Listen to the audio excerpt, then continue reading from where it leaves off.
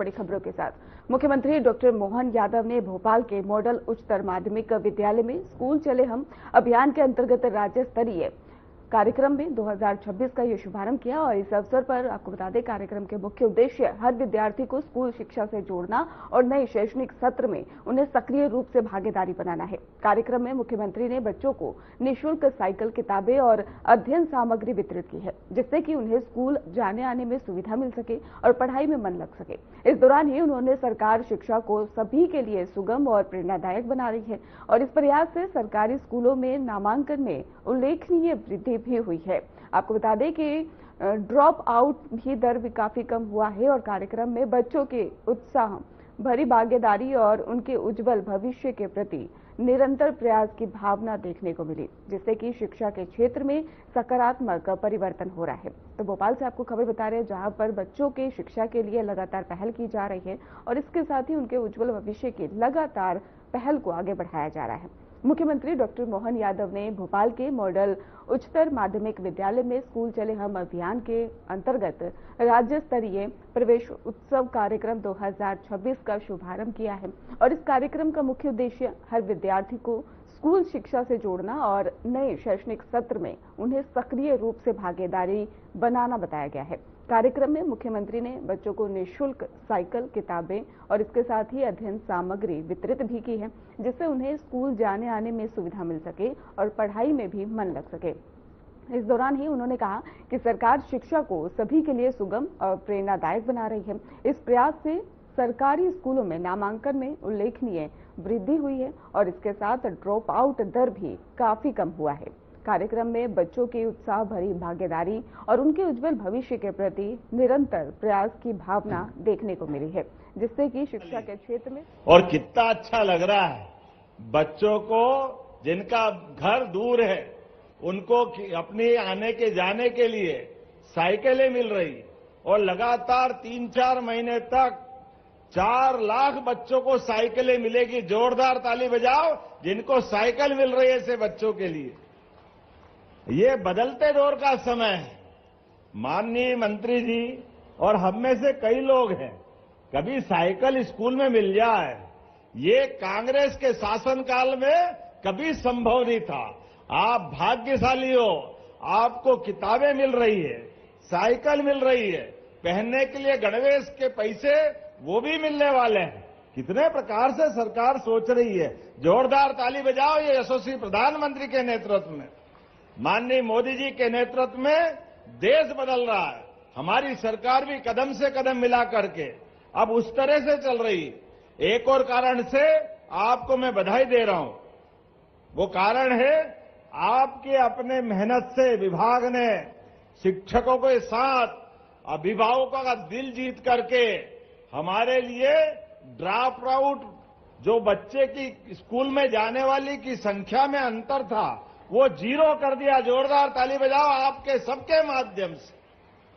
ये drop out 0 करना बहुत बड़ी बात थी। ऐसे में आज हम इस बात के लिए गर्व से कह सकते हैं, नामांकन में 19.6% की वृद्धि, ये छोटी मोटी बात नहीं। और ऐसे ही शासकीय विद्यालयों में तो 32.4 की परसेंटेज से आपने प्रगति की। जोरदार ताली बजाओ, ये सरकारी स्कूलों पे भरोसा बढ़ रहा है।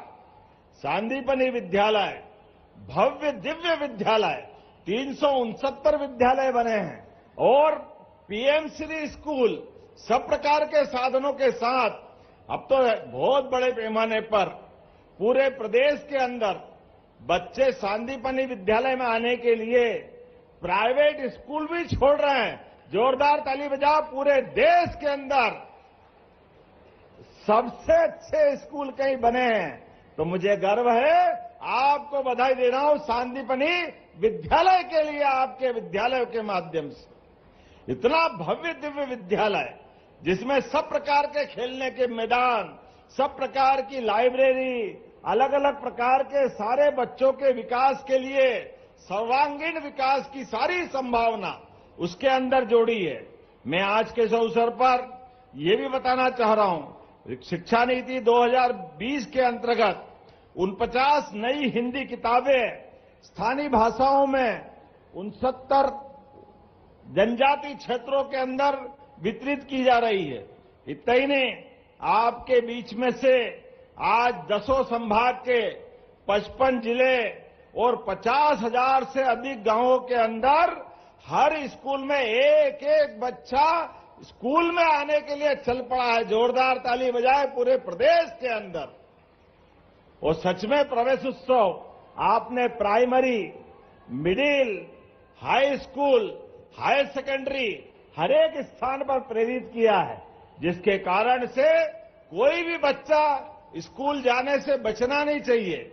आज आपने एक और अच्छा प्रयोग किया है। एक बच्चे का एक्सीडेंट हो गया, वो स्कूल में आने का उसका मन खत्म हो गया था, लेकिन उसके माता पिता के प्रोत्साहन के बाद आप उसको वापस स्कूल में लाए। जोरदार ताली बजाओ। हर बच्चा स्कूल में आना चाहिए। पढ़े लिखे आगे बढ़े, भविष्य में अपने सपनों के पंख लेकर जहां तक जाना चाहे जाए। ऐसे में कोई शिक्षक, कोई पड़ोसी, कोई माता पिता, हर एक कोई अपना संकल्प लेकर के अड़ोस पड़ोस के बच्चों को लेकर भी आगे बढ़ रहा है। मैं आपके बीच में अपने उस तरह की कुछ बातें जरूर बताना चाहूंगा जो मुझे जानकारी आई है।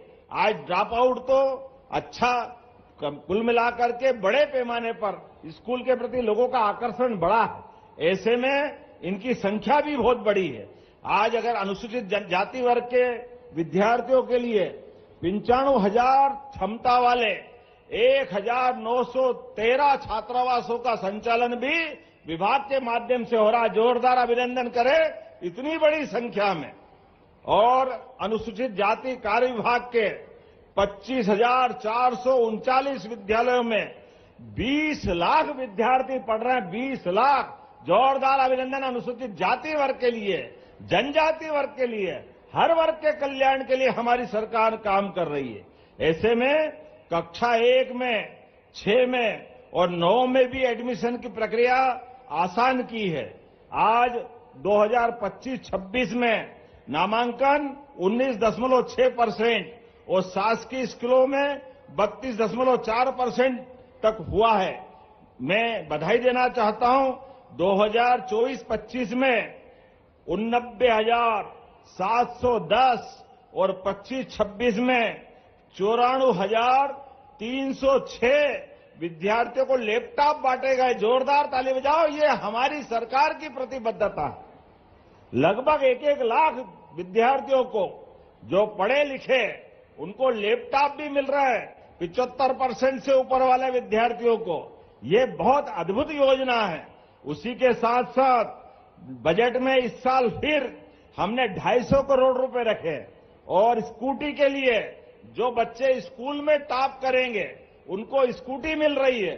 जोरदार ताली बजाओ। अभी अपने ऐसे भविष्य की उड़ान के लिए मैं एक बच्चे से पूछ रहा था कि ये तेरी साइकिल कौन चलाएगा, तो उसने कहा मैं और मेरे परिवार के बच्चे, बाकी भाई बहन चलाएंगे।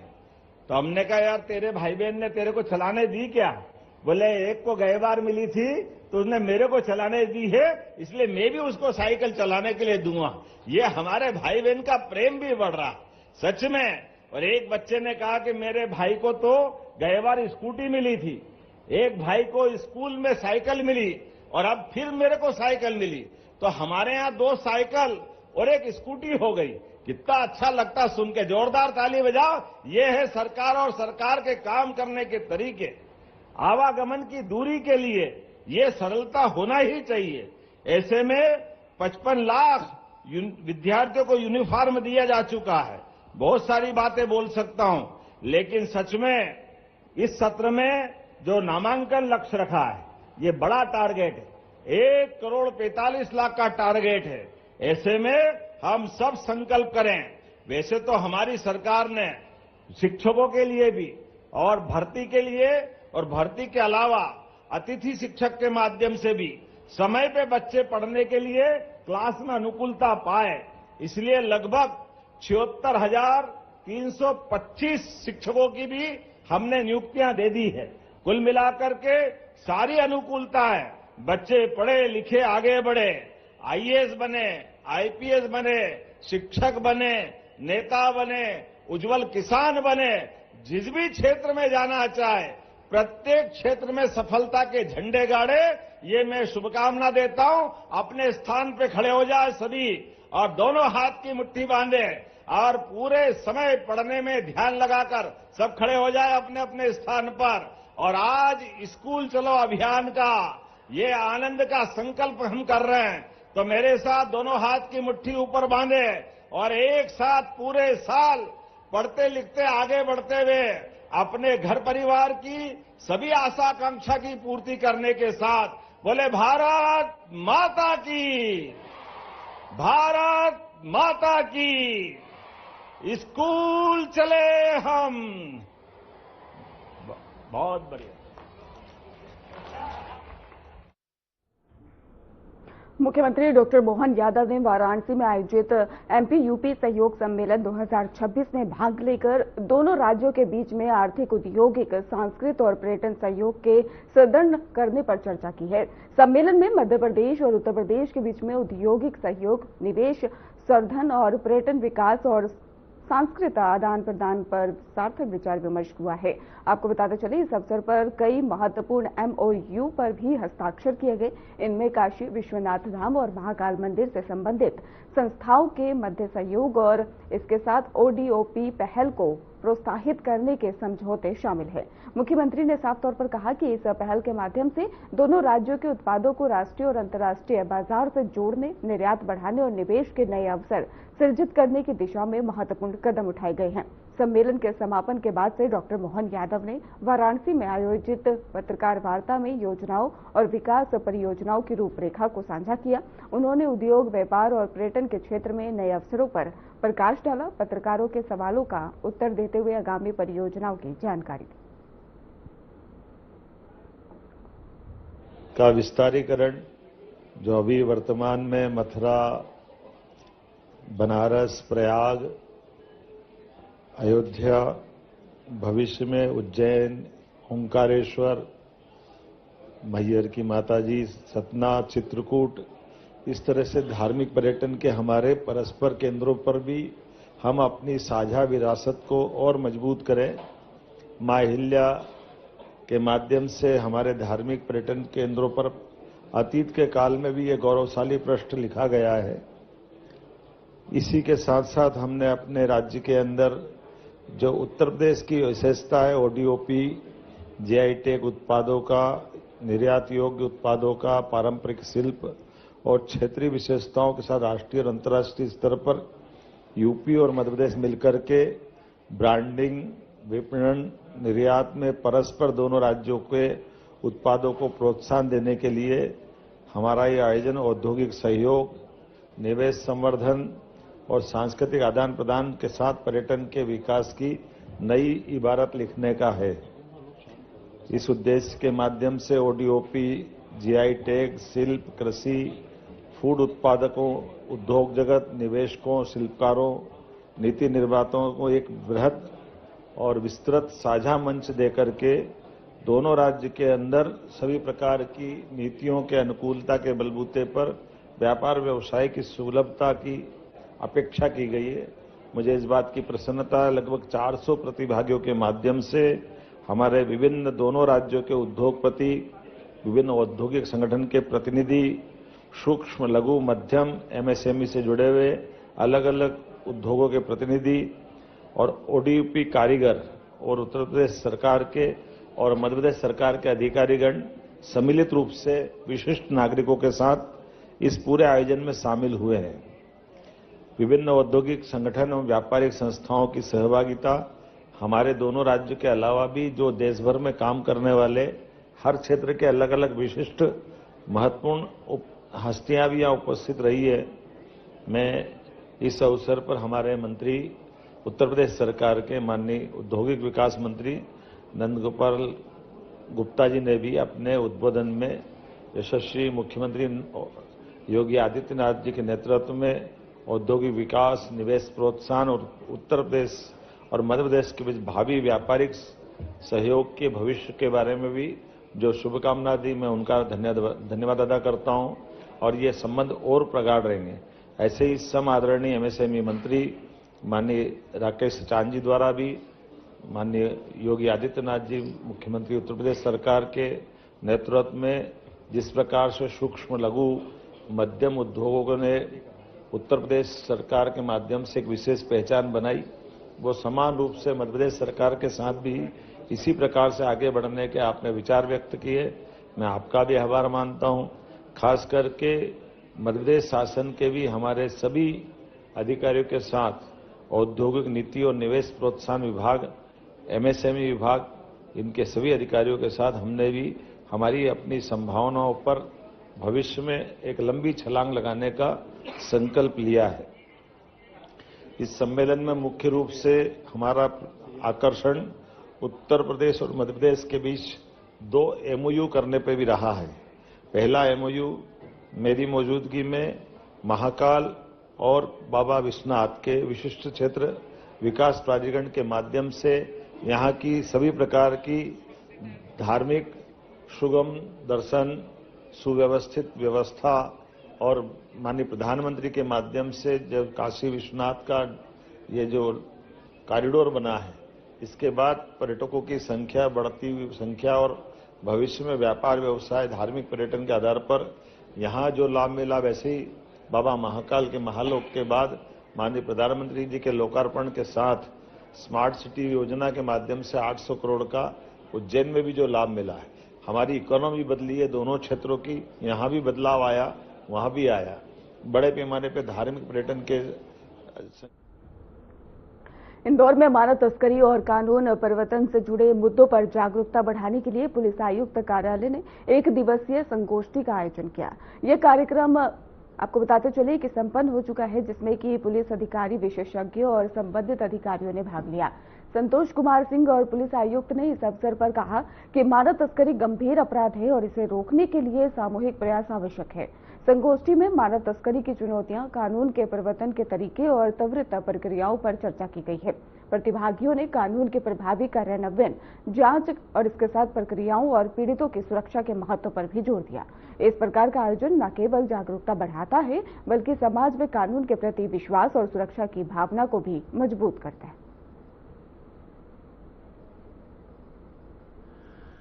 ह्यूमन ट्रैफिकिंग विषय, इस पे आज दिन भर का सेमिनार आयोजित किया गया और इसमें हम लोगों ने बाहर से हमारे जो गेस्ट जो इस विषय को समझते हैं, इस विषय पे काफ़ी क्लोजली उन्होंने कार्य किया है ऑल इंडिया लेवल पे, उनको भी आमंत्रित किया है। जो हमारे एक्स IPS ऑफिसर हैं डॉक्टर PM नायर साहब हैं, इसमें हमने एकेडमिक्स फील्ड से भी लोगों को लिया है और जो NGOs जो कार्य कर रहे हैं इस क्षेत्र में उनके लोग भी हैं। हमारे सभी ऊर्जा डेस्क जो हम प्रत्येक थानों में चलाते हैं हमारे महिला अधिकारियों पे, उनके जो प्रभारी हैं वो हैं, हमारे सभी सीनियर ऑफिसर्स हैं। इस पूरे विषय को समझते हुए और इसमें जो डिफरेंट इसके एस्पेक्ट्स हैं और कहाँ से इस क्राइम की उत्पत्ति होती है और कैसे जो रेगुलर अपराध होते हैं, कई बार जो हमारी बच्चियाँ गायब हो जाती हैं, फिर हम उनको रिकवर करते हैं, उसमें हम केस रजिस्टर करके फिर उसमें आगे की जो कार्रवाई करते हैं, तो कैसे उसमें इस एंगल को समझना है, किस प्रकार से ह्यूमन ट्रैफिकिंग एस्पेक्ट कैसे काम करता है, कौन ये क्रिमिनल्स है, ऑर्गेनाइज्ड गैंग्स इसमें कैसे कार्य करते हैं और ये आजकल नेट पे जो कैसे ये जा रहा है, डार्क नेट वगैरह का भी इसमें यूज़ कैसे हो रहा है, इन सारे विषयों को ध्यान में रखते हुए सेमिनार आयोजित किया गया। और मुझे पूरा विश्वास है कि दिन भर के इस सेशन के बाद हमारे ऑफिसर्स जो इसमें बड़ी मेहनत से बड़े सही तरीके से अपनी कार्रवाइयाँ करते हैं, इस विषय के सारे एस्पेक्ट्स को समझने के बाद और बेहतर तरीके से फील्ड पे अपनी कार्रवाई कर पाएंगे। प्रदेश के कई शहरों में हनुमान जयंती 2026 धूमधाम से मनाई जा रही है, जिसकी कई तस्वीरें सामने आ रही है। इसी के चलते ही पांडुरा जिले के हनुमान मंदिर जामसावली में मंगल आरती के लिए बड़ी संख्या में श्रद्धालु उपस्थित हुए। वहीं पर देवास के प्रसिद्ध हनुमान मंदिर में भी भव्य आरती का आयोजन किया गया, जिसमें कि भक्तों ने उत्साह और भक्ति के भाव के साथ में हिस्सा लिया है। ग्वालियर में भी मंशापूर्ण हनुमान मंदिर में सुबह की आरती के दौरान ही दर्शन और पूजा अर्चना के लिए मंदिर में भारी भीड़ उमड़ी और इस अवसर पर लोग अपने परिवार के साथ मंदिर पहुंचकर हनुमान जी की पूजा करते हुए स्वास्थ्य, सुख और समृद्धि की कामना कर रहे हैं। राज्य के कई मंदिरों में इस अवसर पर विशेष सजावट और धार्मिक कार्यक्रम आयोजित किए गए हैं, जिसमें कि श्रद्धालुओं का उत्साह और आस्था और बढ़ गई है। यह पर्व भक्ति और सांस्कृतिक समरसता का प्रतीक बन गया है। तो प्रदेश में हनुमान जयंती के अवसर पर अलग अलग जगह पर पूजा पाठ किया जा रहा है। आपको बता दें, ग्वालियर, देवास और पाणुगा की तस्वीरें हम आपको दिखा रहे हैं, जहां पर प्रदेश में हनुमान जयंती के उत्सव पर भारी संख्या में श्रद्धालु पहुंचे और इसके साथ ही इस अवसर पर अपनी मनोकामना लेकर मंदिर में पहुंचे। आरती की गई है जिसमें कि भक्तों ने शामिल होकर अपनी हाजिरी दी है। तो प्रदेश में हनुमान जयंती का उत्सव साफ तौर पर देखने को मिल रहा है। अलग अलग तस्वीरें दिखा रहे हैं ग्वालियर से, देवास से और पाणुगा से, जहां पर श्रद्धालुओं ने पूजा अर्चना की।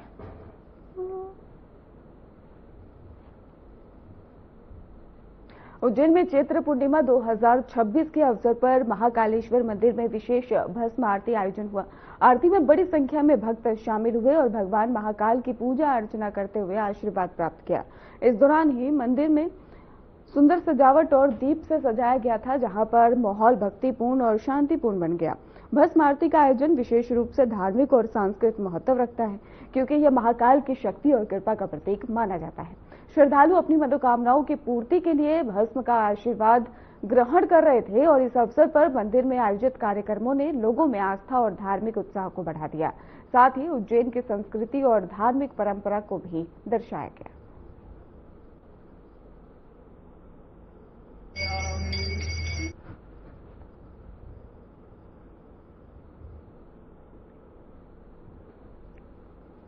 बैतूल जिले में तेज बारिश और चक्रवाती तूफान ने जनजीवन और कृषि को प्रभावित किया। कई क्षेत्रों में लगातार बारिश और तेज हवाओं के कारण में फसलें बुरी तरह से खराब नजर आई। खासकर गेहूं, सोयाबीन और दलहन की फसलों को भारी नुकसान हुआ है। किसानों का कहना है कि अचानक आए तूफान और बारिश ने उनकी मेहनत पर पानी फेर दिया। मौसम विभाग ने इलाके में अगले 24 घंटे तक बारिश और तेज हवाओं की संभावना भी जता दी है। वहीं लोगों को सतर्क रहने की चेतावनी भी दी गई है। स्थानीय प्रशासन प्रभावित क्षेत्रों में राहत और बचाव कार्य शुरू कर चुका है। अधिकारियों ने फसलों और घरों को हुए नुकसान का भी आकलन करने के लिए टीमों को तैनात किया है। ग्रामीणों को सुरक्षित स्थानों पर पहुंचाने और फसल नुकसान की भरपाई के उपायों पर भी ध्यान दिया जा रहा है।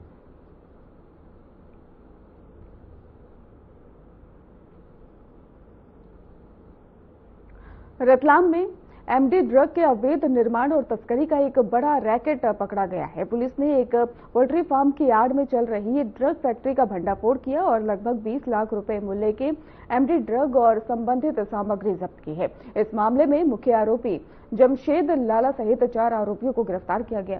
पुलिस के अनुसार बताया जा रहा है कि जमशेद लाला मास्टरमाइंड रहा और उससे ड्रग बनाने की ट्रेनिंग कई दिनों से कई जिलों में भी दी गई है और सैकड़ों किलो ड्रग तैयार कर सप्लाई किया गया है। आरोपियों के खिलाफ कई स्थानों पर अंतर्राज्यीय नेटवर्क की जांच जारी है और पुलिस ये पता लगा रही है कि इसके जरिए ड्रग किन किन इलाकों में सप्लाई किए गए।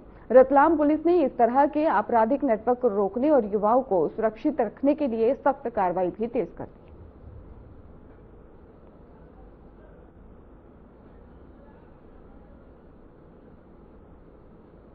भोपाल में पुलिस और फोरेंसिक टीम ने हत्या के आरोपी आसिफ के साथ में हुई संक्षिप्त मुठभेड़ में स्थल को पूरी तरह से सुरक्षित किया है। इस घटना के बाद ही जांच अधिकारियों ने पूरे क्षेत्र को खंगालकर सबूतों को संरक्षित किया। मामले की जानकारी आपको बता दें कि आसिफ, जो इस मामले का तीसरा संदिग्ध था, जंगलों में ही छिपा हुआ पाया गया। पुलिस ने सूचना के आधार पर उसे पकड़कर हिरासत में लिया। मुठभेड़ स्थल आसपास के इलाके में ही फोरेंसिक टीम ने सभी साक्ष्य और निशान जुटाए, जिससे मामले की आगे की जांच में मदद मिलेगी। अधिकारियों का कहना है कि अब आरोपी से पूछताछ के बाद ही घटना की पूरी गुत्थी सुलझाई जाएगी। ये कार्रवाई ये भी दर्शाती है कि पुलिस जिम्मेदारी और तत्परता से अपराधों की जांच कर रही है, ताकि न्याय सुनिश्चित किया जा सके और अपराधियों पर सख्ती बरती जा सके।